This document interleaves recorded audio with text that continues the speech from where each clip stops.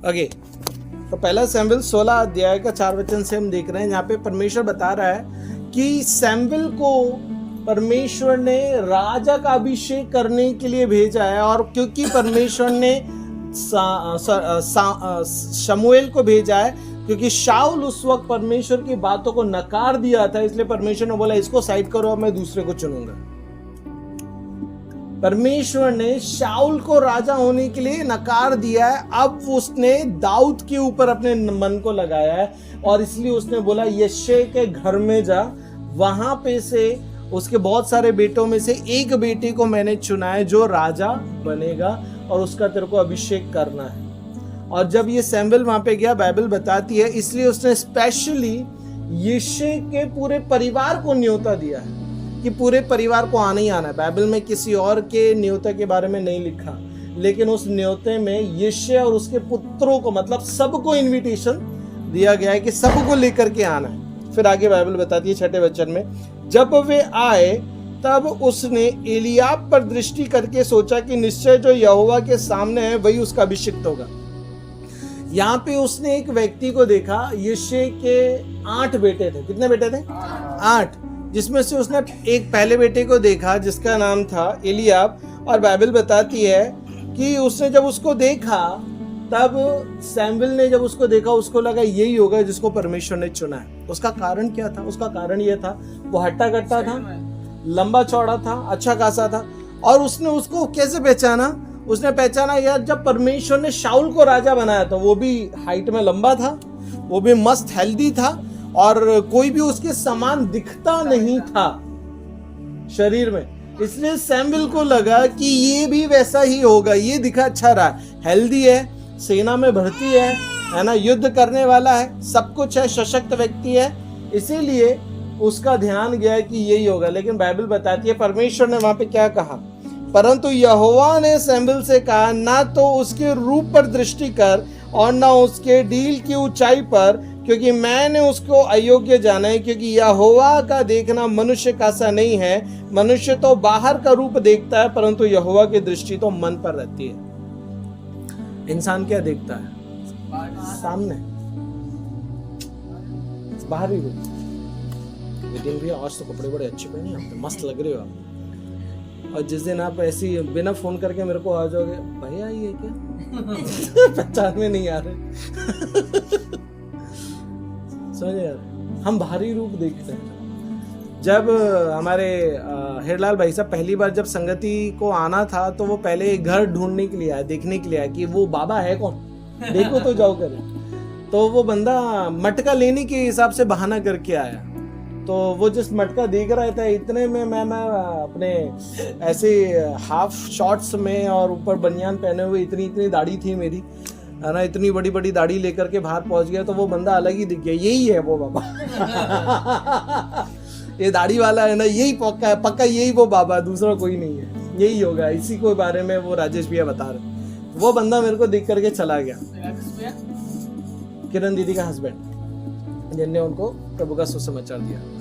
तो मेरे को देख करके वो बंदा चले गया, लगा यही पक्का होगा। मतलब लोग बाहरी रूप देखते हैं। अब जैसे कि यहाँ पे कोई आ जाएगा, तो यदि मैं आप लोगों के बीच में आकर के बैठ जाऊं, लोग आकर के बोलेंगे यहाँ का बाबा कौन है, राइट, यहाँ का बाबा कौन है, क्योंकि मैं आपसे मेल खा रहा हूँ कपड़े में, रहने में, सहने में, दिखने में। तो सब देख करके सोचेंगे यार ये तो इसके बीच में क्या है, ये बाबा कौन है, अंदर है क्या, अंदर से बुला के लो। क्योंकि उनको लगेगा उसकी बड़ी सी दाढ़ी होगी, उसके अलग से चोंगा होगा, है ना, व्हाइट कलर का कुछ पहना होगा, कुछ गाउन पहना होगा, क्योंकि वो तो फादर होते हैं। फादर तो गाउन वाउन पहनते, रस्सी वस्सी बांधते, यहाँ पे पट्टी वट्टी लगाते, बड़ा सा क्रॉस टांगते यहाँ का तो फादर ही अलग है समझ में यार। तो लोग क्या करते, बाहरी रूप देखते, लेकिन परमेश्वर बोलता मैं बाहरी नहीं देखता। मैं बाहर से कितना अच्छा पहन करके आ जाऊं, वो आपको देख करके लगेगा भैया बड़ा अच्छा है, लेकिन अंदर से कालापन रख रहा हूं, अंदर से मैल रख रहा हूं, क्या फायदा है?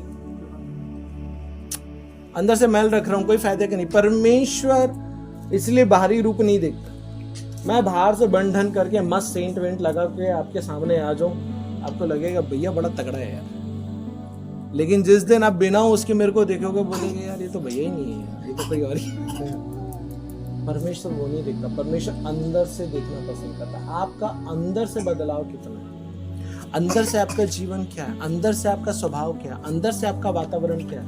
आप बाहर से बोल रहे हो कि मैं बदला हुआ व्यक्ति हूं, लेकिन यदि अंदर से आपके बदलाव नहीं है तो परमेश्वर वो देखना पसंद नहीं करता। बाहरी बदलाव उसको पसंद नहीं है, उसको अंदरूनी बदलाव पसंद है। और पिछले दिनों से आपका अंदरूनी बदलाव मरने लगा है ना। पिछले दिनों से हमारा अंदरूनी बदलाव क्या है, मरने लगा है, खत्म होने लगा है। हमारा भीतरी मनुष्यत्व खत्म होने लगा है ना, लगा है ना। अभी वो अभिषेक का तेल ठंडा पड़ गया है, सुबह की प्रार्थना ठंडी पड़ गई है ना। प्रार्थना जो रात की होती थी, बहन का पत्नी, मेरी पत्नी कराती थी, बहनें लोग करती थी, अभी वो खुद भी नहीं कर रही है ना। हम पूरे क्या हो गए, क्या पड़ गए, क्या पड़ गए, तो इनको फ्रिज के अंदर डाल दो। अरे सर्दी आने वाली है, भीतरी मनुष्यत्व को सर्दी से क्या फर्क पड़ेगा, काहे ठंडे पड़ गए। अभिषेक, परमेश्वर ने आप सभी का अभिषेक किया, मालूम है, आप सभी का अभिषेक कराया। आपने उस अभिषेक को नॉर्मल ले लिया। बेटा परमेश्वर ने आप लोगों का क्या किया, अभिषेक किया है, सादा नहीं किया है। पता है अभिषेक का मतलब क्या है? अभिषेक का मतलब है एक नया बदलाव। जब अभिषेक होता है ना, अभिषेक से बदलाव आना शुरू होता, अभिषेक से उन्नति आना शुरू होती, अभिषेक से स्वभाव चेंज होता है, अभिषेक से बातें चेंज होती है, अभिषेक से इंसान खुद चेंज होता है। यहाँ पे लगभग सभी का हुआ है, बच्चों का भी हुआ है। अभिषेक जो परमेश्वर के द्वारा, खुदा के खादिम के द्वारा आप लोगों का किया गया, वो साधारण नहीं था। क्या नहीं था? साधारण नहीं था। आपने सोचा बस भैया ने तेल लगा दिया, तेल नहीं लगा दिया। वो एक अभिषेक था जिसको सैमुएल को करने के लिए परमेश्वर ने भेजा था, ताकि दाऊद को राजा के लिए तैयार करे, राजा की पदवी के लिए तैयार करे। जब आपका अभिषेक हुआ, परमेश्वर ने आपकी तैयारी में वो किया, लेकिन आप लोग उसको खत्म कर रहे हो। आप लोग उसको क्या कर रहे हो? खत्म कर रहे हो। अभी छोड़ो, अभिषेक पे आते वापस, लेकिन पहले यहाँ पे चलते। तो यहाँ पे एक बेटा आया जिसको परमेश्वर ने नकार दिया, फिर दूसरा आया, नकार दिया, तीसरा आया, नकार दिया, चौथा आया, नकार दिया, पांचवा आया। सब बोल रहे प्रभु ये नहीं, छठवा आया ये नहीं, सातवां आया, बोले ये नहीं, और कोई बाकी है क्या? नहीं, सारे खत्म हो गए। अरे प्रभु तूने तो बोला था यहीं पे है, यहाँ पे तो 7 है, सातों के सातों निपट गए, अभी क्या? तब पूछ रहा है कोई और बाकी है क्या? हाँ एक बाकी है।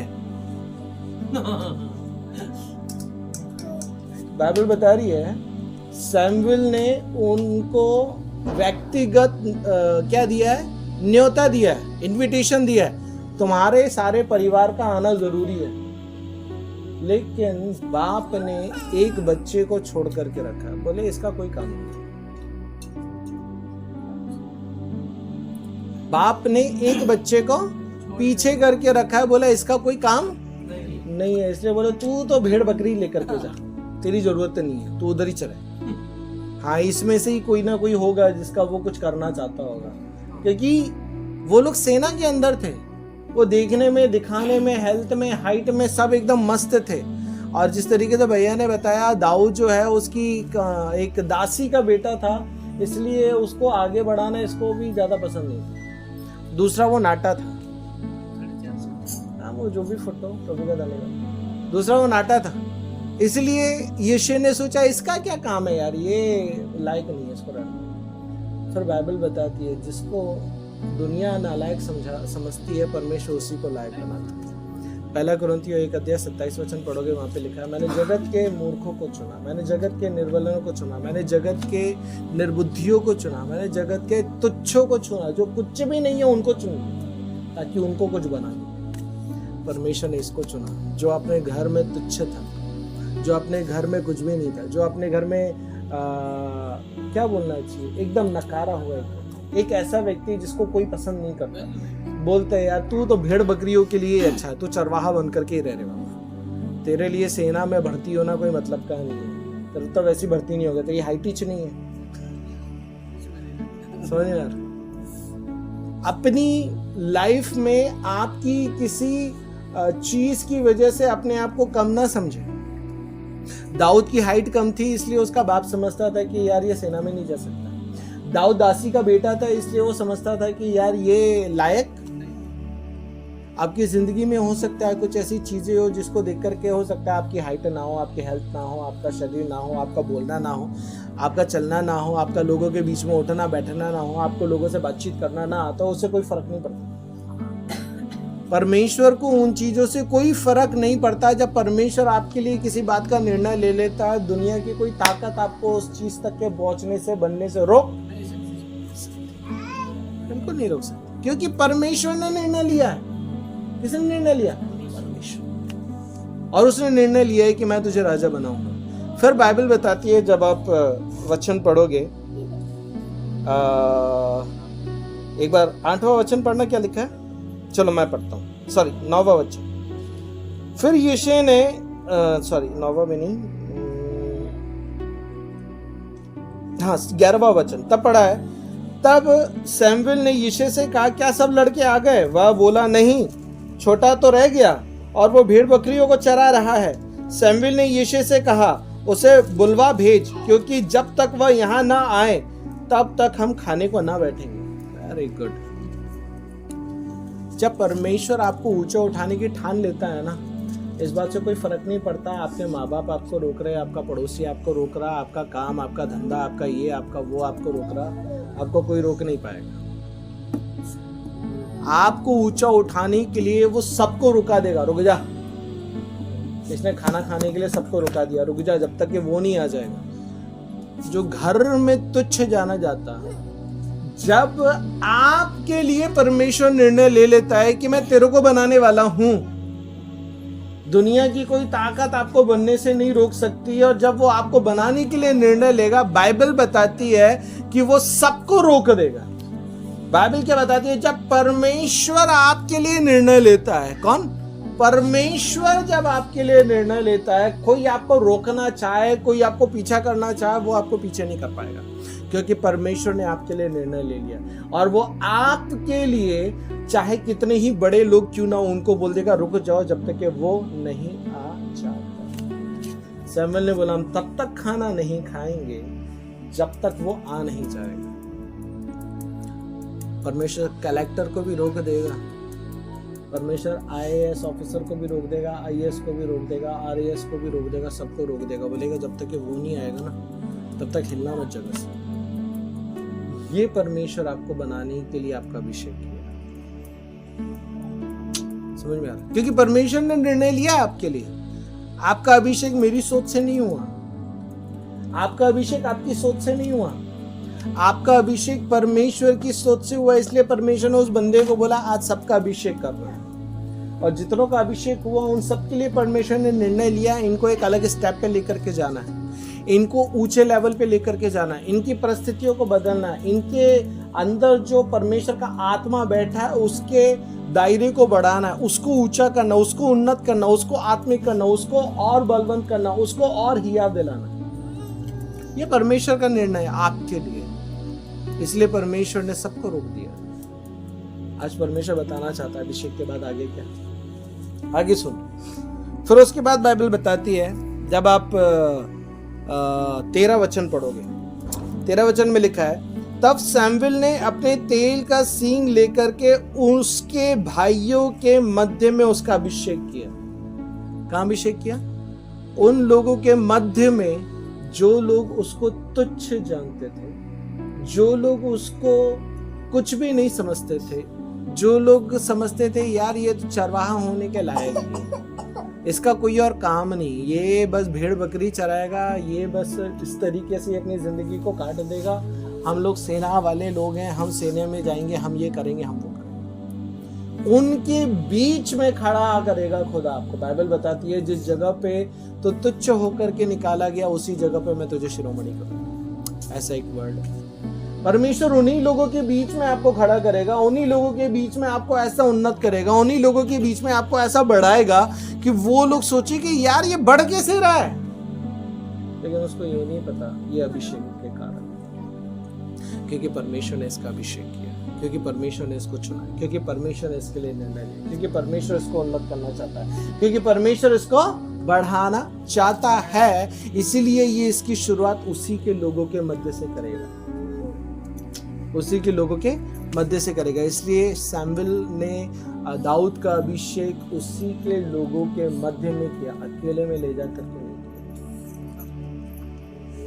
सैमुएल चाहता तो उसको अकेले में ले जाकर के अभिषेक कर सकता था, लेकिन अकेले में ले जाकर के नहीं किया, सब लोगों के बीच में किया। सब लोगों के बीच में करने का कारण क्या है? ताकि सब लोगों के बीच में गवाही हो जाए, तुमने इसको तुच्छ ठहराया ना, अब देखो वो परमेश्वर तुम्हारे बीच में से इसको उठाया,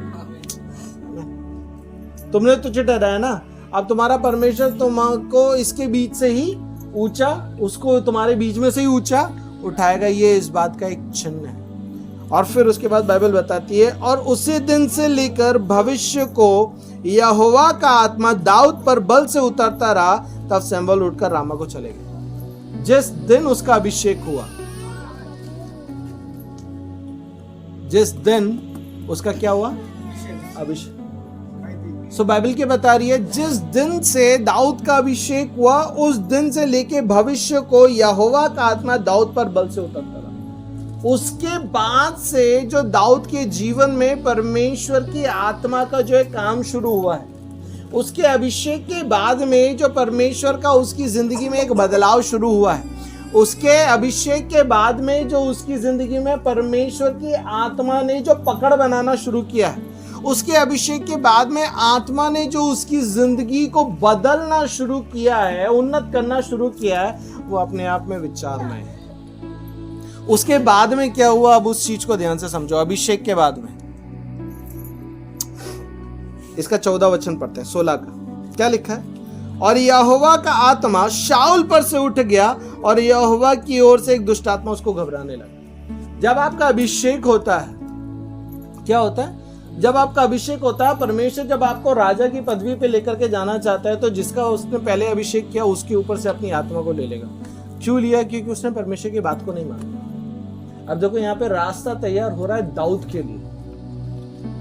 किसके बाद? अभिषेक के बाद। बाइबल बता रही है, जब दाऊद का अभिषेक हुआ, उसके बाद शाऊल राजा के ऊपर दुष्ट आत्मा भेजा गया। उससे पहले नहीं भेजा। गलती तो पहले किया है, तभी नहीं भेजा परमेश्वर, तभी आत्मा नहीं उठाया।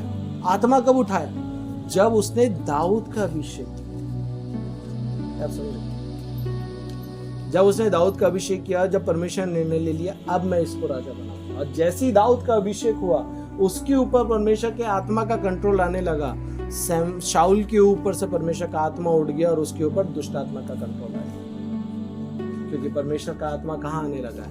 दाऊद के ऊपर। जब आपके अभिषेक हो गया, आपके ऊपर भी परमेश्वर का आत्मा कंट्रोल किया है। ये अलग बात है, मैं उसको दबा रहा हूं। आपके ऊपर भी परमेश्वर का आत्मा क्या किया है? कंट्रोल किया। ये अलग बात है कि अब आप उसको दबा रहे हो। ये गलत, ये मत करो, ये मत करो। समझ? ये है परमेश्वर। जब वो आपके लिए निर्णय लेता है, तो वो आपके लिए रास्ते तैयार करता है। क्या करता है? आपके लिए रास्ते तैयार करता है। फिर आगे पढ़ेंगे, 14 से 17 तक पढ़ते हैं। दुष्ट आत्मा घबराने लगा और आत्मा से घबराने लगा, और शाऊल के कर्मचारी ने उससे कहा, सुन, परमेश्वर की ओर से एक दुष्ट आत्मा तुझे घबराता है। हमारा प्रभु अपने कर्मचारियों को जो उपस्थित है आज्ञा दी कि वे किसी अच्छे वीणा बजाने वाले को ढूंढ ले आए। जब जब परमेश्वर की ओर से दुष्ट आत्मा तुझ पर चढ़े, तब तब वह अपने हाथ से बजाए और तू अच्छा हो जाए। परमेश्वर ने अपने दास का इस्तेमाल नहीं किया दाऊद के लिए रास्ता तैयार करने के लिए। परमेश्वर ने उसी के बीच में, शाऊल राजा के बीच में रहने वाले लोगों का इस्तेमाल किया कि क्या कर, तू ऐसा वीणा बजाने वाले व्यक्ति को ढूंढ कि जब वो वीणा बजाए तो तेरे अंदर से दुष्ट आत्मा। कौन बोल रहा है? उसी के सैनिक लोग उसको बोल रहे हैं। जब आपका अभिषेक होता है, परमेश्वर आपके लिए खुद रास्ते तैयार करता है। लोग चल करके आपके लिए रास्ते तैयार करते हैं, आपको पता भी नहीं चलेगा। अरे यार, ये कैसे आ गया, इसने कैसे कर दिया, ये कैसे खड़ा हो गया, वो कैसे बोल दिया, ये कैसे लेकर के आ गया। क्या आप समझ रहे? ये ऐसे वैसे नहीं हो गया, ये तेरा अभिषेक था जो परमेश्वर ने तेरा किया है। इसलिए परमेश्वर तेरे लिए क्या कर रहा है, रास्ता तैयार कर रहा है, क्योंकि दाऊद उस अभिषेक के बाद आत्मा में अपनी जिंदगी को जीना शुरू कर दिया, आत्मा में अपनी जिंदगी को पूरी तरीके से न्यौछावर कर दिया, आत्मा के लिए अपने आप को पूरी तरीके से डेडिकेट कर दिया। बोले अब आत्मा के मुताबिक ही करूंगा, इसीलिए अब परमेश्वर भी पूरी शिद्दत से उसके लिए रास्ते को तैयार कर रहा है, लोगों को खड़ा कर रहा है, लोग चल करके उसके लिए आगे आ रहे हैं, लोग चल करके उसके लिए लोगों को बोल रहे हैं, और लोग चल करके राजा के पास जाकर के खुद बोल रहे हैं कि ऐसे व्यक्ति को ढूंढ। समझ गया, ऐसे व्यक्ति को ढूंढा जाए। फिर बाद में जब आप पढ़ते हैं 17 वचन में लिखा है, शाऊल ने अपने कर्मचारियों से कहा, अच्छा एक उत्तम बजवैया देखो और उसे मेरे पास ले आओ, तब एक जवान ने उत्तर देकर कहा। अब देखो कितनी अच्छी बात है। कुछ लोगों ने बोला कि राजा एक वीणा बजाने वाले को लेकर के आ जा। फिर राजा ने बोला ठीक है मैं तैयार हूं, किसी को लेकर के आ जाओ। तब वहां पे एक व्यक्ति है जो बोल रहा है, क्या बोल रहा है? तब एक जवान ने उत्तर देके कहा, सुन, मैं एक बैतलहमी यिशै के एक पुत्र को देखा जो वीणा बजाना जानता है। क्या बात है। अब वहीं पे एक व्यक्ति तैयार है, क्या बता रहा है? 17 वचन में शाऊल राजा ने बोला कि भैया एक बजवैया को ढूंढो, और फिर बाइबल बताती है जैसे ही राजा ने बोला एक व्यक्ति को ऑलरेडी परमेश्वर ने वहीं रखा है। अब पता नहीं उसकी सेवा कहाँ थी, वो पता नहीं बंदा कहाँ घूमता था, लेकिन नियुक्त समय पे उस व्यक्ति को परमेश्वर ने राजा जहां डिस्कशन कर रहा है वहीं पे रखा है। अब वहां पे सारी सेना के लोग थोड़ी नहीं है, सब कहीं ना कहीं कुछ ना कुछ काम कर रहे हैं, लेकिन परमेश्वर ने एक व्यक्ति को वहां पे रखा है जो दाऊद को जानता है।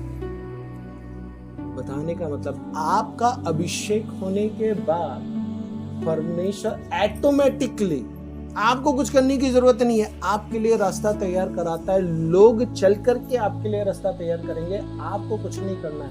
आपको बस अपने खुदावन की उपस्थिति में रहना है, खुदावन की आत्मा की बात को सुनना है, खुदावन की आत्मा को बढ़ाना है, उसको उन्नत करना है, उसको बलवंत करना है, उसमें अपने जिंदगी को डुबाना है। इसी के लिए तेरा अभिषेक हुआ है। तो उसमें जीता रहे, परमेश्वर तेरे लिए रास्ता अपने आप खोल देगा।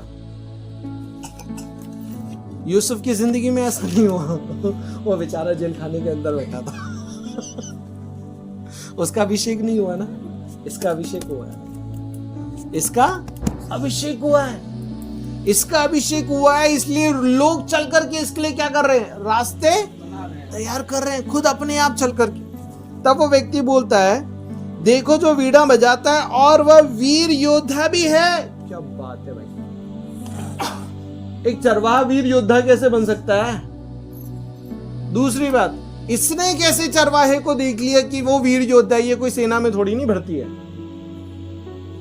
दाऊद सेना में थोड़ी नहीं भर्ती है, इसको कैसे पता चल गया कि वो वीर योद्धा है?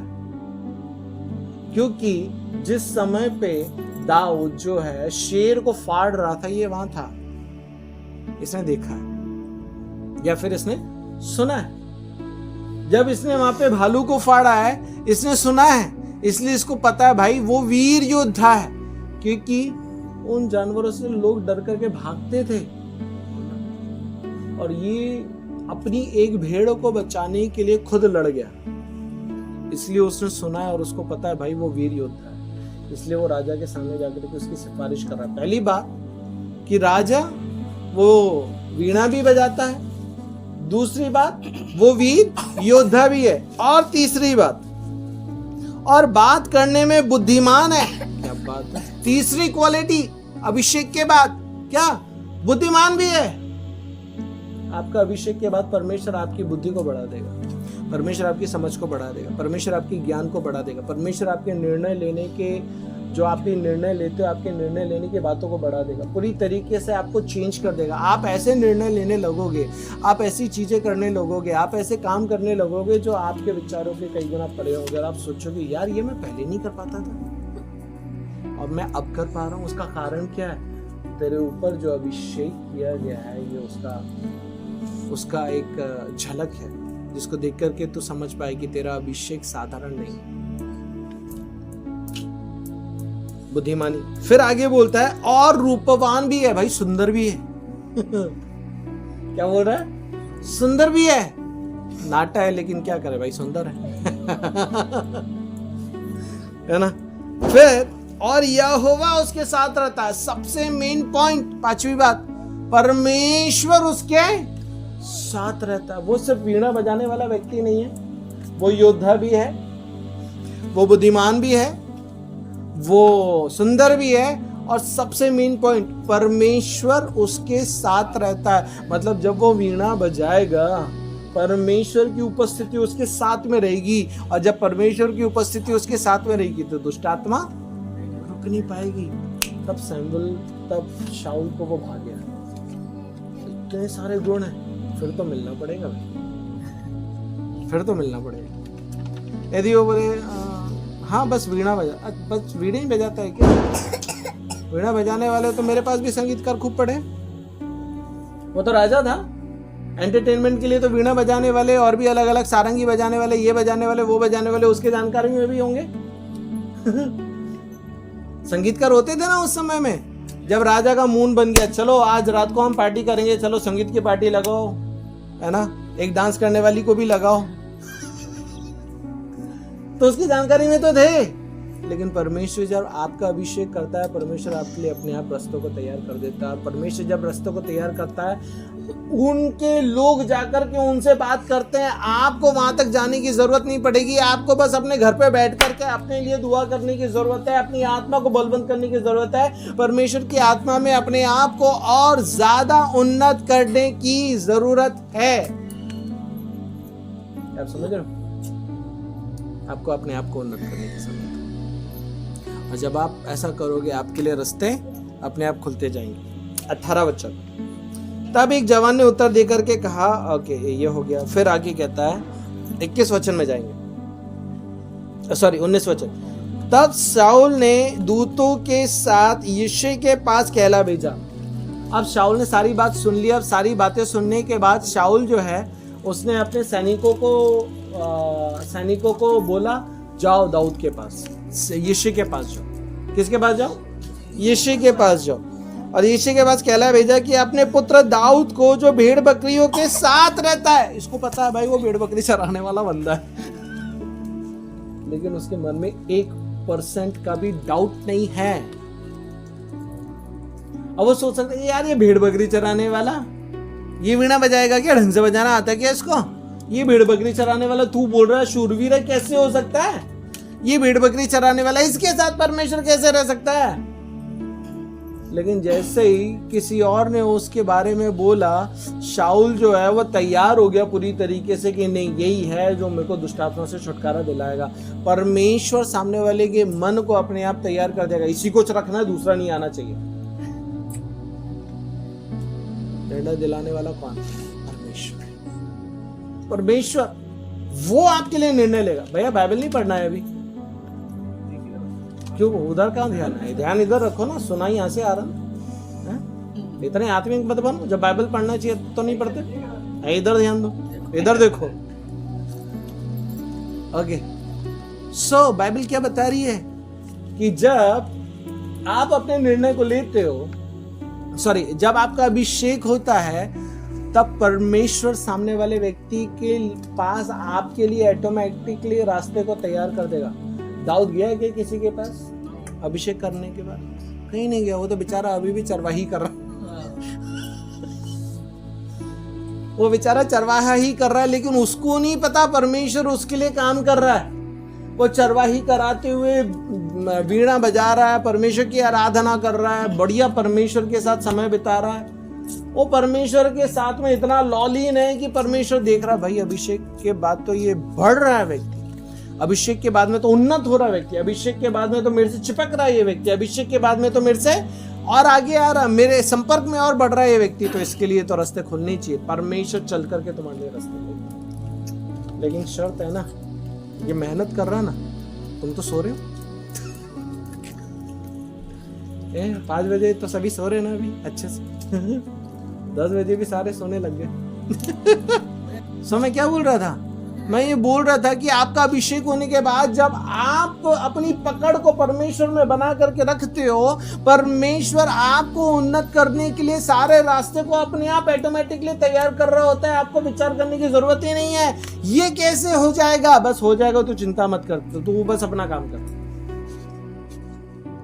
तो बस अपने आप को उन्नत कर। और अभिषेक होने के बाद हम तो ढीले हो रहे, हमारी प्रार्थनाएं खत्म हो रही, हमारा जीवन खत्म हो रहा, हमारा बाइबल खत्म हो रहा, हमारी संगति खत्म हो रही, हम अब मरते जा रहे।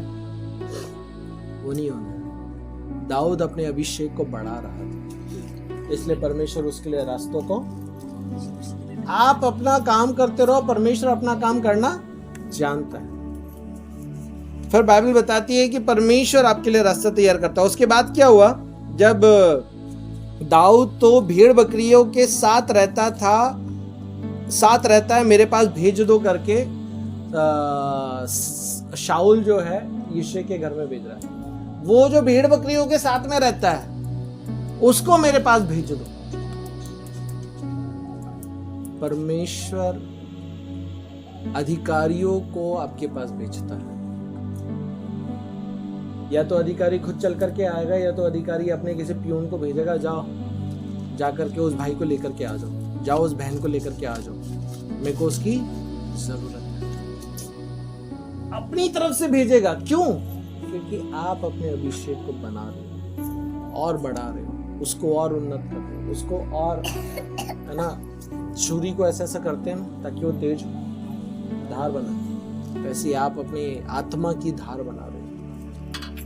आप समझ पा रहे, तब जाकर के आपके लिए काम होगा। फिर आगे, तब यिशै ने रोटी से लदा हुआ एक गधा और कुप्पा भर दाखमधु और बकरी का एक बच्चा लेकर अपने पुत्र दाऊद के हाथ से शाऊल के पास भेज दिया। है ना? अब यहाँ पे देखने वाली बात है कि यिशै को बोला गया है कि अपने बेटे को भेज दे, वीणा लेकर के भेज दे, और कुछ नहीं बोला ना, अपने बेटे को भेज दे क्योंकि मेरे को उसकी जरूरत है। लेकिन ये क्या क्या लेकर के भेज रहा? यिशै ने रोटी से लदा हुआ एक गधा, कुप्पी भर दाखमधु, बकरी का एक बच्चा लेकर अपने पुत्र दाऊद के हाथ से शाऊल के पास भेज दिया। परमेश्वर के पास खाली हाथ नहीं जाता। ओके, उस टॉपिक पे नहीं जा रहा मेरे को, आगे चलते हैं। उसके बाद लिखा है, और दाऊद शाऊल के पास जाकर उसके सामने उपस्थित रहने लगा। अब बाइबल बता रही है परमेश्वर ने उसके लिए निर्णय लिया, और अब दाऊद जो है शाऊल के सामने जाकर के उसके सामने खड़ा रहने लगा है। परमेश्वर जब आपको सिंहासन पे बिठाने वाला होता है, परमेश्वर आपको उसी जगह पे ले जाकर के खड़ा कर देगा आपका अभिषेक होने के बाद। और जब आप उस अभिषेक को पहना कर रहे हो रोज, समय आएगा आप अचानक से सारी भेड़ बकरियां चरा रहे हैं, चराते जा अचानक से कोई आ गया, अरे तेरा पापा तेरे को बुला रहा है। अच्छा, पता नहीं ये क्या बोलेगा मेरा बाप मेरे को, ये तो भेजा ही खाता रहता है। अरे ठीक है, तू भेड़ बकरी का ध्यान रख, मैं जाकर के आता हूँ। अब वो उसको ठहरा दिया, तू रुक यहाँ, मैं जा रहा हूँ। वो गया पिता के पास, हाँ पिताजी क्या हो गया? अरे तेरे को राजा ने बुलाया। तेरे को राजा ने बुलाया? अरे मैं ही था क्या, ध्यान से सुना था क्या? हाँ बोले तेरे को राजा ने बुलाया। अपना समय आ गया रे बाबा। आला रे यार, अपना समय आला रे बाबा। आ गया, अपना समय आ गया। अच्छा अब बताओ मैं तेरे को भेड़ बकरी के पीछे लगा के रखा तूने। समझ में आ रहा? अब वो बढ़िया खुश होकर के आनंद के साथ में जा रहा है। अब वो राजा के सामने जाकर के खड़ा हो गया, बाइबल बता रही है। अब जैसे ही उसने सिंहासन देखा होगा, महल देखा होगा, मेरा बाप नहीं आया कभी यहाँ पे। भाई लोगों को तो राजा बाहर से ही इंस्ट्रक्शन दे देता था, कभी घर में अंदर नहीं घुसे होंगे। मेरे को तो सीधा परमेश्वर ने अंदर ही डाल दिया रे बाबा। जब परमेश्वर आपका अभिषेक कराता है, आपको आपके परिवार से एकदम अलग देता है, एकदम अलग दिखाता है, एकदम अलग आपकी जिंदगी में ऐसी उन्नति को लेकर के आता है कि आपके परिवार वाले मजबूर हो जाएंगे, यार मैंने तो इसको दबा के रखा था, ये इतना ऊंचा कैसे उठ गया। इसकी पहुंच इतनी बड़ी कैसे हो गई, ये कैसे यहां तक के पहुंच गया? तेरे बीच में तो उसका अभिषेक किया है। जो अपनी उस अभिषेक को यहाँ पे संभाल करके रख लेगा, उसको परमेश्वर उन सब के बीच में उठा देगा। और जब वो उठा देगा तब बाकी लोग सोचेंगे मेरा भी तो हुआ था, मेरा क्या हुआ रे बाबा? तूने बना करके नहीं रखा, तूने उसको और ज्यादा तेज नहीं किया, तूने उसकी धार को नहीं बढ़ाया, तूने बस उसको ले करके रख लिया। जैसे वो एक को 10 तोड़े दिए थे, एक को 5 दिए थे, एक को 1 दिया था। जिसको 1 दिया था उसने ले आके गाड़ दिया, तुमने भी उस अभिषेक को ले आकर के गाड़ दिया। तो जब तुमने ले आकर के गाड़ दिया, परमेश्वर कैसे करेगा? बहुतों ने गाड़ दिया, मुझे मालूम, बहुतों ने गाड़ दिया।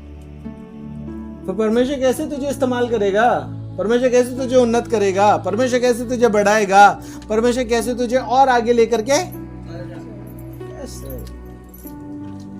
How is it possible? ये कैसे संभव? अभी ये कहां पहुंच गया? राजा के पास में पहुंच गया, बाइबल बता रही है। फिर 21 वचन कहता है, और दाऊद शाऊल के पास जाकर उसके सामने उपस्थित रहने लगा। वो लगातार वहां पे रहने लगा। किसके सामने? राजा के सामने। लगातार राजा की उपस्थिति में रहने वाला व्यक्ति है, तो अब भोजन भी वही मिलता होगा जो राजा खाता होगा। रहने का भी बंदोबस्त किया होगा उसके लिए, बढ़िया महल के अंदर कोई एक कमरा दे दिया होगा, भाई इसको कमरा दे दो, कमरे के अंदर रहे। अब पहले वो जंगल के अंदर जाकर के प्रार्थना करता था, वीणा बजाता था। अब महल के अंदर क्या बोलते हैं, मजेदार गद्दे के ऊपर बैठ करके प्रार्थना करा। प्रभु तो सच में गजब है यार। कहां से उठाकर कहां बिठा दिया तूने मेरे को? 2 घंटे में जिंदगी बदल गई मेरी तो।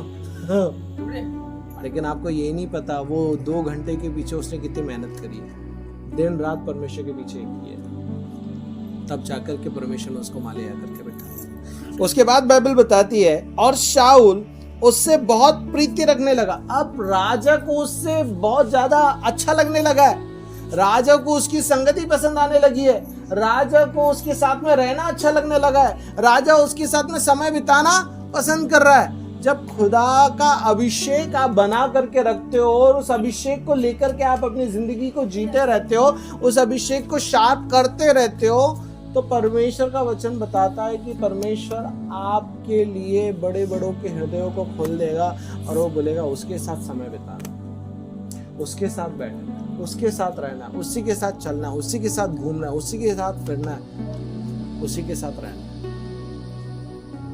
लोगों के हृदय आपके लिए वो खोल देगा। समझ में आता? लेकिन किसके लिए? जो अभिषेक को बना करके रखता है, जो अभिषेक को बना करके। फिर बाइबल आगे बताती है, प्रीति करने लगा और वह उसका हथियार ढोने वाला हो गया। क्या करने वाला? हथियार ढोने वाला मतलब हर समय राजा के साथ में रहने वाला एक व्यक्ति। कितनी बड़ी बात है। राजा जहां जाए ये जाए, राजा जो खाए ये खाए, राजा जहां रहे ये रहे। कितनी बड़ी अपॉर्चुनिटी। बोले यार प्रभु तूने तो चरवाहे से उठा करके सीधा इतनी बड़ी पदवी पे पहुंचा दिया, एकदम क्या बोलते हो उसको, प्रमोशन, दुगना क्या बोलूं, तूने इतना बड़ा प्रमोशन कर दिया मेरा, हाई प्रमोशन। लेकिन ये तेरे अभिषेक की वजह से, तेरे उस अभिषेक को जिंदा रखने की वजह से, उस अभिषेक को बनाकर रखने की वजह से, उस अभिषेक को बढ़ाने की वजह से, उस अभिषेक को डेली शार्प करने की वजह से, समझो, उसकी वजह से। यदि आप उसको रख करके सो जाओगे तो कुछ नहीं होगा, आप ऐसे ही पड़े रहोगे तो कुछ नहीं होगा, आप ऐसे ही भागते रहोगे तो कुछ नहीं होगा, ऐसे ही अपनी जिंदगी को जीते रहोगे तो कुछ नहीं होगा। वो अभिषेक ऐसी रद्दी के समान कचरे में चले जाएगा। फिर एक समय आएगा, राजा आएगा, बोलेगा इससे वो 1 तोड़ा ले लो और इसको ले आकर के जेल खाने के अंदर डाल दो। जो अभिषेक का इस्तेमाल करेगा परमेश्वर, उसको दाऊद की तरह अपने आप रास्ते तैयार कराएगा, उसको अपने आप खड़ा करेगा, रास्ते अपने आप उसके लिए तैयार होगा। अब बाइबल बताती है, एक बार 18 अध्याय पढ़ना, इसका 18 अध्याय और उसका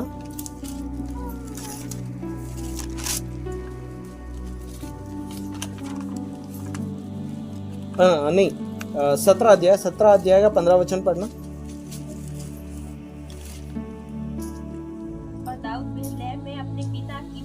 भेड़िया चराने को साउल के पास से आया जाया करता था। ओके, अभी यहाँ पे बाइबल बता रही है अब दाऊद राजा जो है दोनों काम कर रहा है। परमेश्वर ने उसको राजा के पास में भी रखा है और साथ ही साथ भेड़ बकरी भी चराता है। जब राजा के पास जाता है तब राजा के पास जाता है, वहां रहता है, फिर बाद में जैसे ही वहां का काम हो जाता है वापस आ जाता है, पिता के पास जाता है, पिता के पास जाकर के भेड़ बकरी चराता है, फिर कभी इधर कभी उधर, कभी मायके कभी ससुराल, कभी मायके कभी ससुराल, कूद ही रहा है वहां, कभी इधर कूदता कभी उधर कूदता। अब जैसे ही परमेश्वर आपका अभिषेक करता है, परमेश्वर आपके दायरे को बढ़ाता है, तो परमेश्वर फिर आपको मेहनत करने लगाता है। अरे बाप रे, थक गया रे, कभी इधर भागा था कभी उधर भागा था, कभी इधर भागा था कभी उधर भागा था। परमेश्वर यूं कराएगा, कभी यहाँ कभी वहां। भैया कहाँ हो? भैया सब्जी बाजी खरीद रहा हूँ, जल्दी से आ जा। क्यों भैया क्या काम है? अरे प्रार्थना को जाना है, आजा। बहना क्या कर रही है? भैया खाना बना रही हूँ, चलो प्रार्थना को जाएंगे। अरे खाना छोड़ दे, आजा।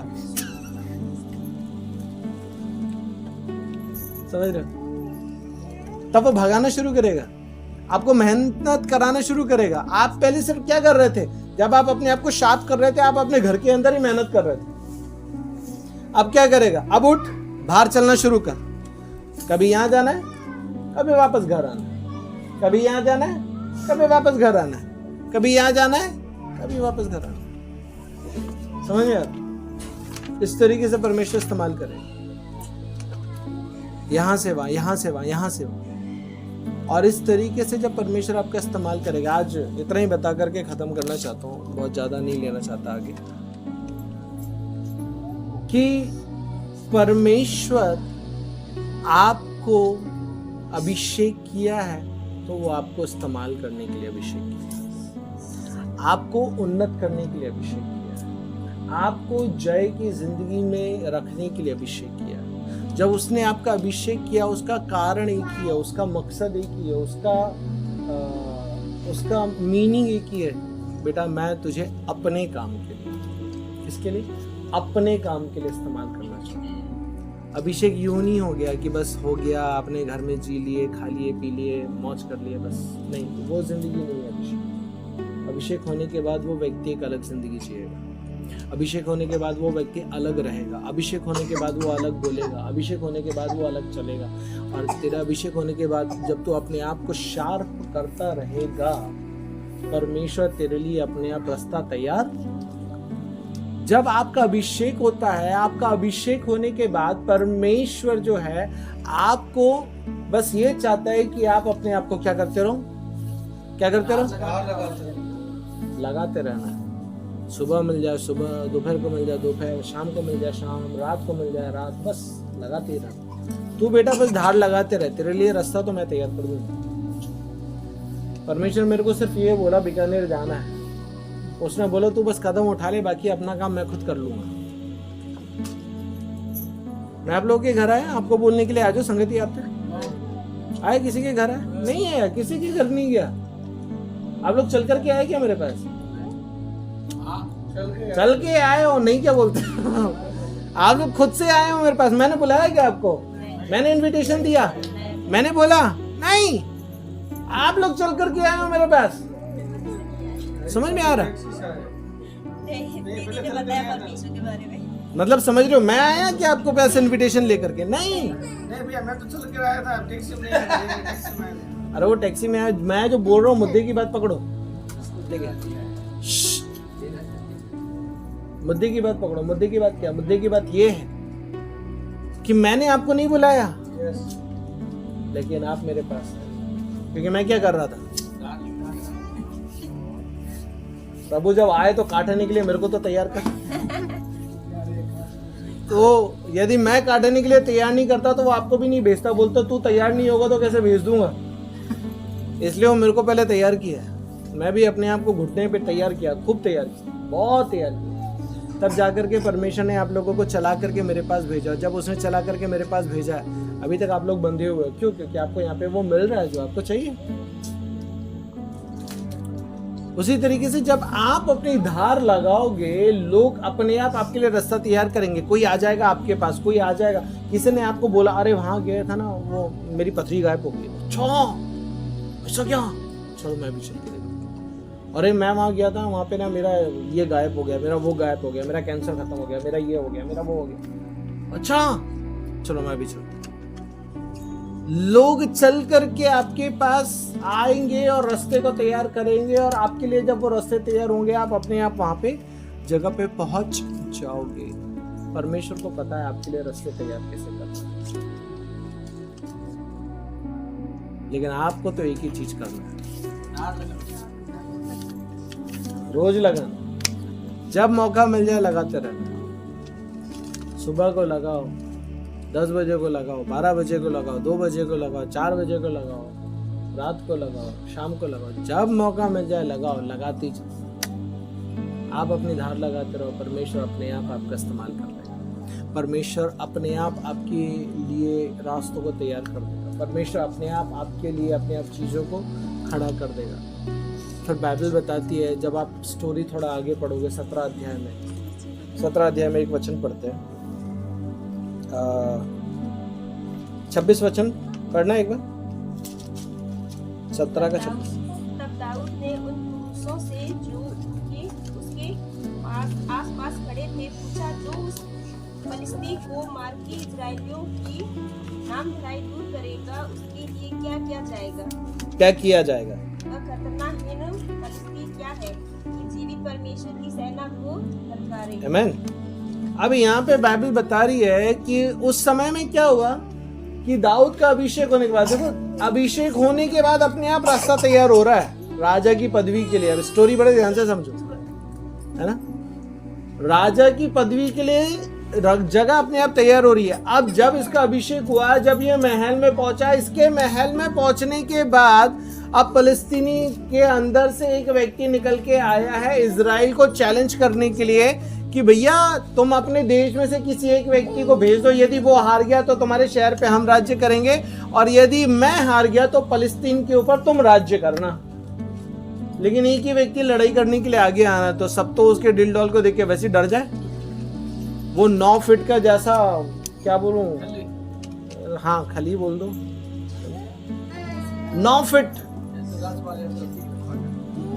9 फीट जितना लंबा, और ये 9 फीट होगी क्या इतना? 9 फीट होगा ये, लगभग 9 से 10 फीट होगा। अब इतना ऊंचा वो दाऊद, तो ऐसा उसके सामने वो ऐसा दिख रहा है। 17 अध्याय और उसका 11 वचन क्या कहता है, उसको ध्यान से सुनो। फिर उस फलस्तीनी ने इन बातों को सुनकर शाऊल और समस्त, उस फलस्तीनी की इन बातों को सुनकर शाऊल और समस्त इजरायलियों का मन कच्चा हो गया और वे अत्यंत डर गए। बाइबल क्या बता रही है? बाइबल बता रही है कि वो जो जाइंट था 9 फीट ऊंचा, वो चिल्ला रहा था कि तुम में से एक को भेज दो, और तुम में से जो भी यदि जीत जाएगा तो तुम हमारे ऊपर राज कर लेना, मैं जीत जाऊंगा तो तुम्हारे ऊपर राज करेगा। तो बाइबल बता रही है शाऊल राजा भी डर गया है उसको देख करके, और राजा के साथ साथ वहां पे जितने सैनिक थे वो भी सारे डरे पड़े। किसी की हिम्मत नहीं हो रही है जा करके उसके सामने खड़े होने की। अब राजा ही डरा पड़ा है तो बाकियों की क्या हिम्मत खाक हो जाएगी? अब सारे दुबक करके बैठे हैं भाई, दूर से देख रहे हैं। अब वो आकर के उसके सामने जाकर ऐसे जोर से हाँ, तो सामने डर के भाग जाएंगे वो लोग। तो ऐसा जाइंट था वो, बड़ा था। जाइंट बोले तो क्या बोलूं, उसको तो हिंदी शब्द नहीं आ रहा मेरे को। जाइंट को क्या बोलेंगे? दानव के समान एक व्यक्ति। अभी खाली हमारे सामने आकर के खड़ा हो जाएगा तो वो आपके ऊपर सिर्फ ऐसा हाथ रख देगा, तू तो कुछ भी नहीं कर पाएगा। समझ आ रहा है? ऐसा कर दे, यूं करके यूं पिचक देगा तेरे को। वो उससे भी ज्यादा बड़ा जाइंट था वो, ये उससे भी बड़ा ज्यादा जाइंट था। समझ में आ रहा? वो तो 7 फीट होगा, वो 7 फीट से ज्यादा 9 फीट का था वो। ओके, तो बाइबल बता रही है वहां पे जब दाऊद राजा ने जब उसकी बात को सुना कि वो परमेश्वर की सेना को ललकार रहा है, जिससे राजा भी डरा पड़ा है, सैनिक भी डरा पड़ा है, तो वो बोला परमेश्वर की सेना को ललकार रहा है। क्या बोला यहाँ पे? वो खतनाहीन पलिश्ती तो क्या है कि जीवित परमेश्वर की सेना को ललकारे, जिसके सामने सारी सेना जो है दुबक करके बैठी है, जिसके सामने राजा जो है दुबक करके बैठा है, डर करके बैठा है, लेकिन एक अभिषेक पाया हुआ व्यक्ति डर करके नहीं बैठेगा। क्या आप सुन रहे हो? अभिषेक पाया हुआ व्यक्ति डर करके नहीं बैठेगा, वो बोलेगा अरे वो क्या है। अब देखा जाए तो तू तो उसकी आधी फिट का भी नहीं है रे बाबा, आधी हाइट का भी नहीं है, और तू ऐसा टिनिक सा होकर के उसको बोल रहा है क्या है तू है? क्यों? क्योंकि उसको अपने शरीर पे भरोसा नहीं है।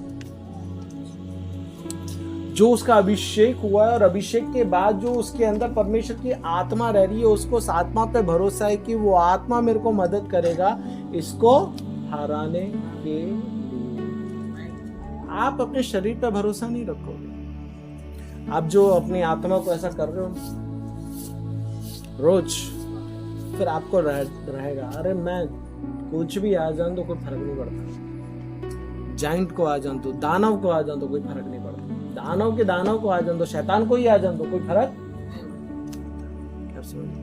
आप ऐसे हो जाओ।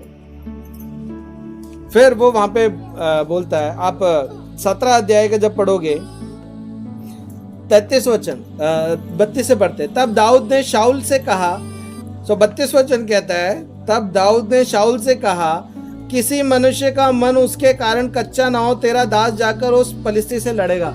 अब दाऊद जो है सीधा राजा के पास चले गया है, और राजा के पास जाकर के बोल रहा है मैं लड़ूंगा उससे। और वो राजा तो पहले यूं देखा होगा, तू 4 फुटिया तू 4 फुटिया जाकर के लड़ेगा क्या उससे? वो 9 फुट का दानव है। वो ऐसा देखा होगा, तू लड़ेगा क्या? फिर आगे क्या कहता है? शाऊल ने दाऊद से कहा तू जाकर उस पलिश्ती के विरुद्ध युद्ध कर सकता है, क्योंकि तू तो शाऊल ने दाऊद से कहा तू जाकर उस पलिश्ती के विरुद्ध नहीं युद्ध कर सकता, क्योंकि तू तो लड़का ही है और वो लड़कपन से युद्ध है। अरे तू तो बच्चा है, वो बचपन से युद्ध लड़ते आए हैं मेरे भाई। दिमाग खराब हो गया क्या तेरा? मैं जो इतना शूरवीर, मैं जो इतना योद्धा, मैं जो इतने युद्धों को जीत गया, मैंने जो इतने लोगों को मार दिया, भाई तूने तो एक भी आदमी को नहीं मारा आज तक। क्या तू जाकर के मारेगा उसको? मैं तो बग करके बैठा, ज्यादा आ रही तरह बड़ा हीरो बने हैं, ज्यादा हीरोगिरी आ रही तरह को, तेरी हीरोगिरी निकाल दो इधर। अब यहाँ पे राजा उसको बोल रहा है तू नहीं लड़ सकता भाई, तू 4 फुटिया व्यक्ति है, वो फाइटर असली है, तेरे बस की नहीं है, मेरे बस की नहीं तो तेरे बस की खाकोगी। तब आगे की देखते हैं, है ना? फिर आगे, तब मैंने उसके 34 वचन, दाऊद ने शाऊल से कहा तेरा दास अपने पिता की भेड़ बकरियां चराता था, जब कोई सिंह व भालू झुंड में से मेमने को उठा ले आता था। अब दाऊद जो है अपनी कहानी बता रहे हैं, तू मेरे को चरवाहा ना समझ, एक लकड़ी पकड़ने वाला एक भेड़ का चरवाहा ना समझ भाई, तेरा जो ये चरवाहा है ना बड़ा भारी इंसान है। तेरे को एक स्टोरी समझाता हूँ, ध्यान से सुन। क्या बता रहा है?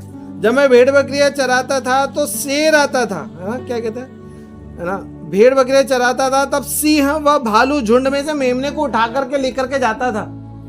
अब सिंह लेकर के जा रहा है तो सिंह की दौड़ क्या है वो तो आपको मालूम है ना, उसको तो पकड़ना नामुमकिन है, इतना तेज भागता वो तो।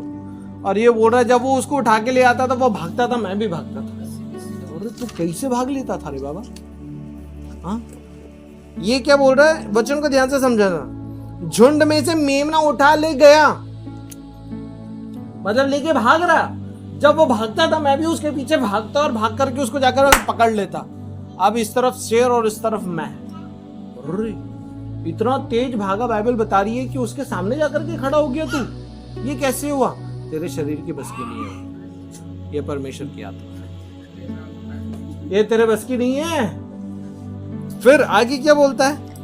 तब मैंने उसको पीछा करके उसको मारा, पीछा करके उसको क्या किया? उसको मारा। वहां पे दाऊद जो है कहता है तब मैं भी उसका पीछा करके उसे मारा और मेमने को उसके मुंह से छुड़ाया, और जब मैंने जब उसने मुझ पर चढ़ाई की तब मैंने उसके केश को पकड़कर उसे मार डाला। तेरे दास ने सिंह और भालू दोनों को मार डाला और वह खतना रहित फिलिस्तीनी उनके समान हो जाएगा, क्योंकि उसने जीवित परमेश्वर की सेना को ललकारा। वो बोला मैंने उसके बाल पकड़कर उसको ऐसा फाड़ डाला, सिंह को चीर दिया, भालू को भी चीर दिया। इनके सामने वो फिलिस्तीनी क्या है बोलता है, कुछ भी नहीं है। तब शाऊल राजा को भी यकीन हो, शेर को मार दिया इसने, भालू को मार दिया इसने, भाई ये तो शूरवीर है। तब राजा बोलता है अब इसको बेच सकते हैं, अब इसको क्या कर सकते हैं।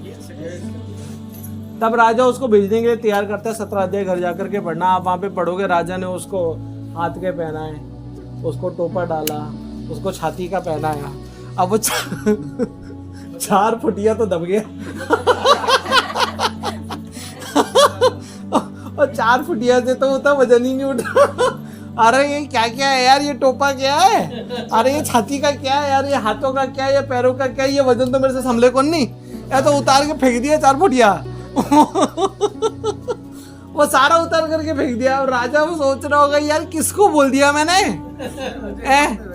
इसको तो यार ये पहनना ही नहीं हो रहा, ये कैसे लड़ लेगा उससे। तो अब सोच रहा होगा क्या करेगा। तो बोले मेरे को कुछ नहीं चाहिए, बस मेरे को मेरा डंडा चाहिए। पागल हो गया है क्या, डंडा लेकर के जाएगा उसको मारने के लिए, दिमाग खराब है तेरा। अरे वो तलवार लेकर के खड़ा है, मारेगा कैसे उसको, डंडे से मारेगा, कोई कुत्ता है क्यों नहीं मेरे को मेरा डंडा चाहिए। अच्छा और क्या चाहिए, गोफन चाहिए मेरा। अरे यार ये क्या चरवाहा है या चरवाहे वाली सोच लेकर के जाएगा क्या। अरे कुत्ते को थोड़ी नहीं मारना है, हाँ?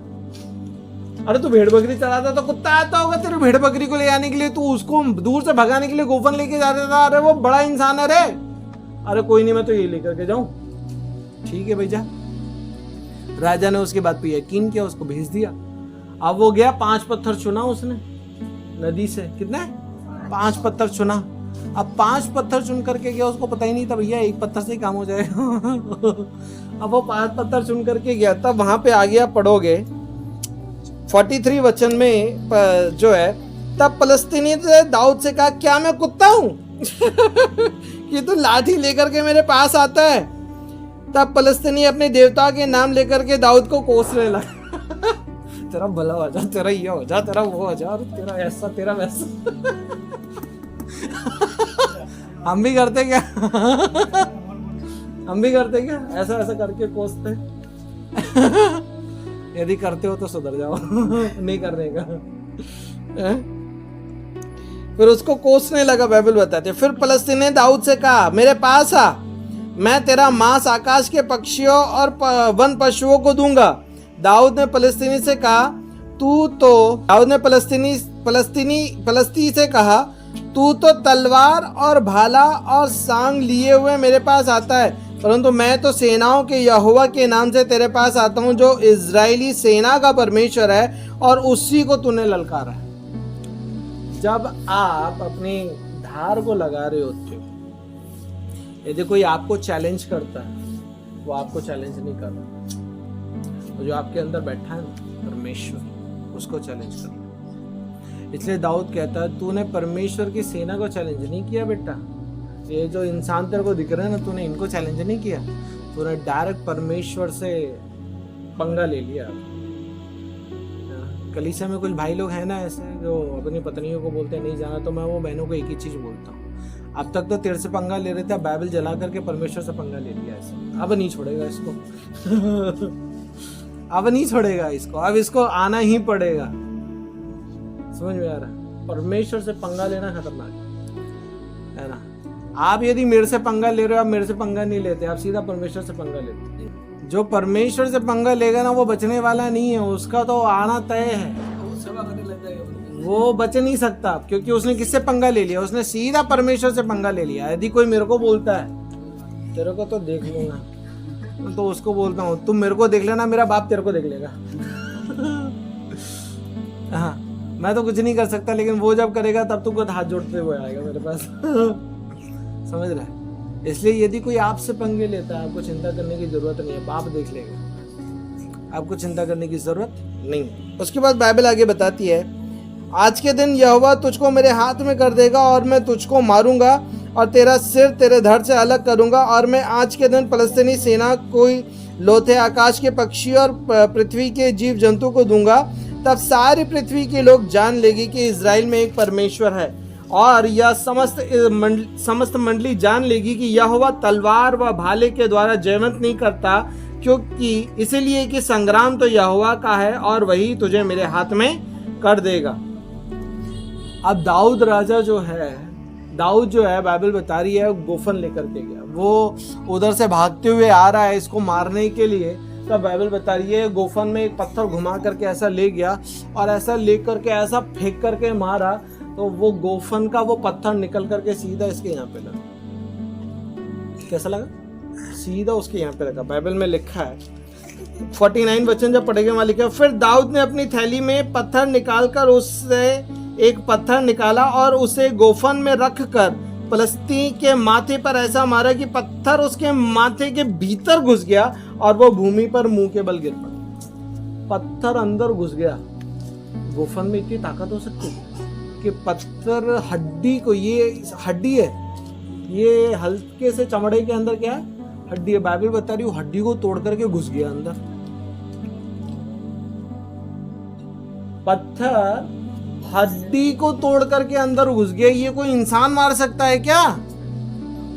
जब तू युद्ध करने को निकलता है, जब कोई तेरा सामना करने को निकलेगा, तेरे अभिषेक के बाद यदि कोई तेरा सामना करने के लिए निकलेगा तो वो परमेश्वर का सामना करेगा। जब वो परमेश्वर का सामना करेगा, परमेश्वर तेरा इस्तेमाल करेगा। जब परमेश्वर तेरा इस्तेमाल करेगा, सामने वाले को ऐसी मार पड़ेगी कि वो अचरज में पड़ जाएगा। ये कैसे हो गया? दुनिया के बाकी लोग भी अचरज में पड़ जाएंगे। ये कैसे हो गया? जैसे ही गोफन से पत्थर अंदर घुसा, वो नीचे गिरा, सारी इजरायली सेना को जोश आ गया। अभी तो ऐसे दुबक करके बैठे थे और एक हमारा क्या हो गया? अब सबको जोश आ गया। आप जो अभिषेक किए गए व्यक्ति हो, आपकी जिंदगी से किया गया एक अद्भुत काम,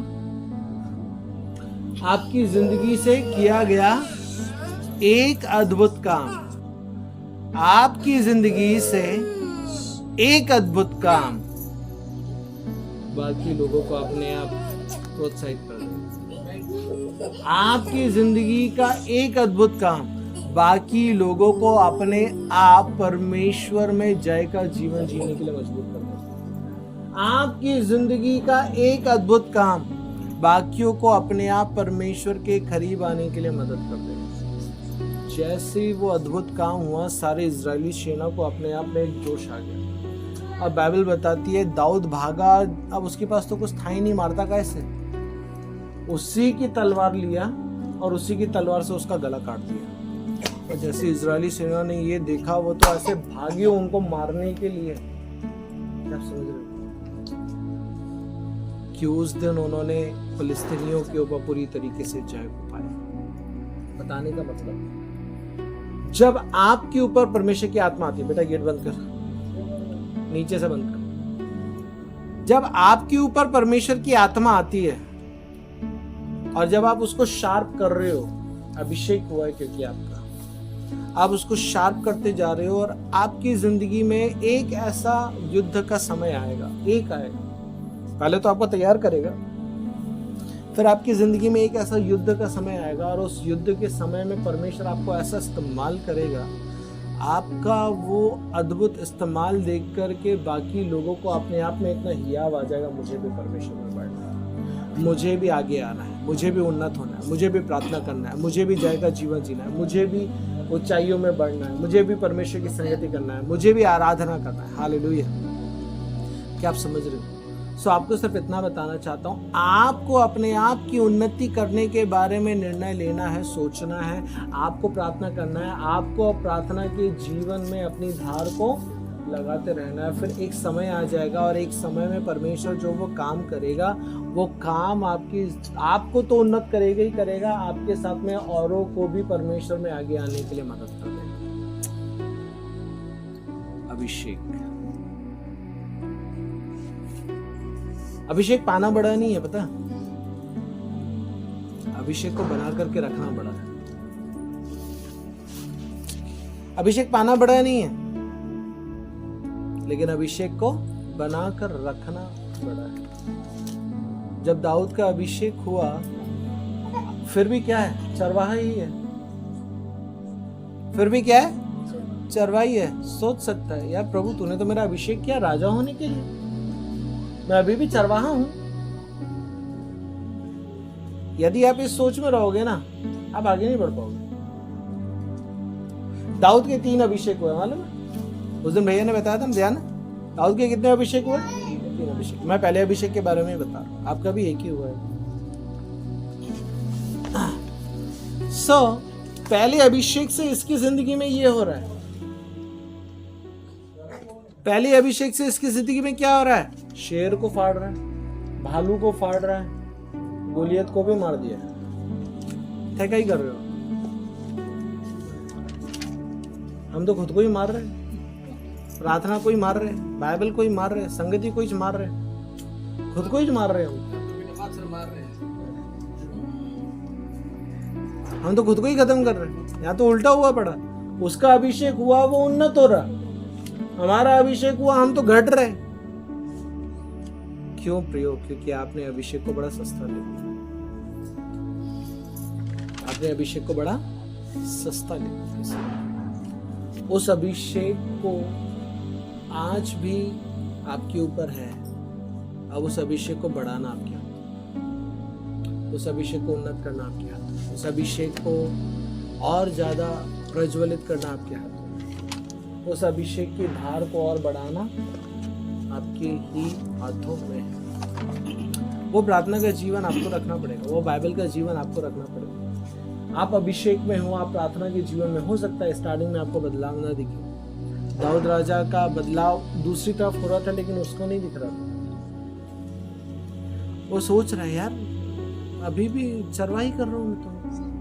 प्रभु तूने तो मेरा राजा होने के लिए अभिषेक किया है, ये क्या? अभी भी चरवाही हूं मैं। हो सकता है आपको नजर ना आए, लेकिन धीरे से नजर आया, अरे मैंने शेर को फाड़ दिया, अरे मैंने भालू को फाड़ दिया। पहले तो यार डर लगता था मेरे को, अभी तो यार मैं इनको फाड़ने लगा हूं, अब तो ये मेरे से डरने लगे, अब तो उल्टा ही होने लगा। अभिषेक आपको उन्नत कर देता है, आपकी बातों को, आपके स्वभाव को, आपकी बुद्धि को उन्नत कर देता है, क्योंकि आप दिन प्रतिदिन तेज कर रहे हो। दिन प्रतिदिन वही चीज आपको उन्नत करने के लिए मदद करती है, वही चीज आपको बढ़ाने के लिए मदद करती है, वही चीज आपको बलवंत होने के लिए मदद करती है। क्या आप समझ? इसलिए आज आपको सिर्फ इतना बताना चाहता हूँ, अपने अभिषेक को पाकर के उसको गंवाने की कगार पे मत पहुंचो। अपने अभिषेक को पाने के बाद उस अभिषेक को और ज्यादा बलवंत करो, उस अभिषेक को बढ़ाओ, उस अभिषेक को उन्नत करो, उस अभिषेक को क्या बोलना चाहिए, उस तोड़े को बढ़ाओ, बढ़ाते रहो, बढ़ाते रहो। प्रार्थना से, संगति से, आराधना से, वचन से, परमेश्वर की उपस्थिति में बने रहने से। क्या आप समझ रहे हो? और जब आप उसको इस तरीके से करोगे, आप परमेश्वर के अद्भुत कामों को अपने जीवन में देखोगे। आमीन। अद्भुत कामों को आप देखोगे। इसलिए आज सिर्फ इतना कहना चाहता हूँ, अपने आप को, जब आपने अभिषेक पाया है, उस अभिषेक को तुच्छ मत समझो, उस अभिषेक को उन्नत करो, उसको बढ़ाओ, उसको शार्प करो। एनी टाइम जब मौका मिल जाए शार्प करते हो। मुझे मेरे समय में, जब समय मिलता है, बस मेरी जुबान चालू रहती है। मेरी जुबान बस परमेश्वर की महिमा करते हुए थकती नहीं। आपकी जुबान भी थकना नहीं, आपका शरीर भी थकना नहीं। आप सुबह की प्रार्थना करना है, आप रात की प्रार्थना करना है, आप अपना व्यक्तिगत समय बनाना है, आप परमेश्वर की उपस्थिति में बना रहना है। आपका अभिषेक आपके लिए रास्ते तैयार कर रहा है, लेकिन आप कहीं अपनी गलतियों की वजह से अपने रास्तों को बंद ना करें। हो सकता है आपको नजर ना आए, दाऊद को भी नजर नहीं आ रहा था, लेकिन थोड़े दिनों बाद नजर आया। मैंने शेर को फाड़ा तब नजर आया, जब उसने भालू को फाड़ा तब उसको नजर आया, जब उसने गोलियत को हराया तब उसको नजर आया, लेकिन उसको ये नजर नहीं आया कि मेरे लिए राजा से बात चल रही है। कब हुआ? अभिषेक होने के बाद। आपका अभिषेक होने के बाद आपकी जिंदगी में परमेश्वर अपने आप रास्तों को तैयार करेगा।